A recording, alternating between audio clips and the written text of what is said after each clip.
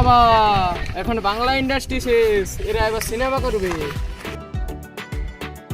কিরে ভাই, হিরোইন আনবে না কেন? একা একা হিরো থাকবি? এটা সিনেমা না হলো এটাই আমার স্বপ্ন।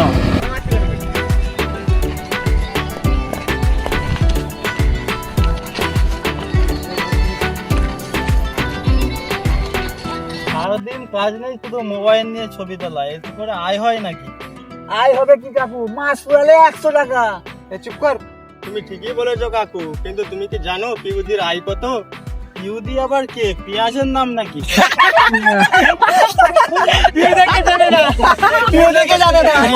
জানে না। দেখ ভাই, তোর ভিডিওতে মাত্র 50টা ভিউ।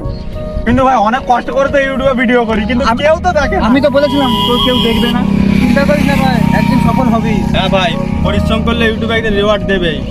ওর কথা ছাড় ভাই, চল নে ভাই নে।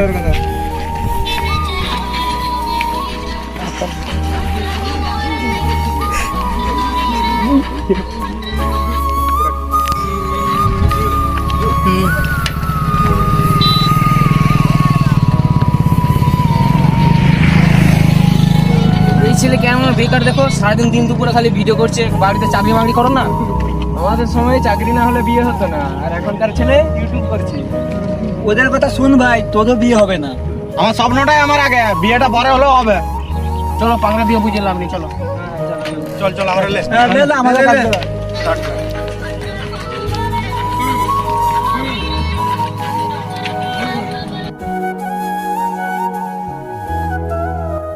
বাবু খেতে যাবে যে? যাচ্ছি মা, চলো। তুই সারাদিন কি ফালতু ভিডিও করিস, তোর চাকরি টাকরি হবে না। ওকে ওর মতো করতে দাও, ও একদিন আমাদের পরিবারে গরম হবে। ঠিক আছে, দেখা যাক তাহলে।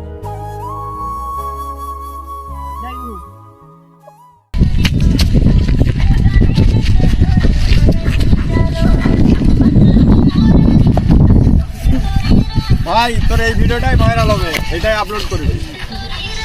ভাই দেখ, তোর ভিডিওতে 50,000 ভিউ। ওই দেখি,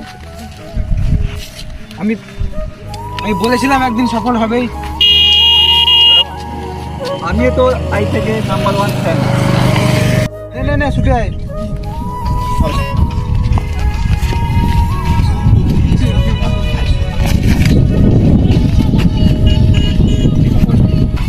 আমাকেও তোদের সাথে না, আমারও নাম হবে।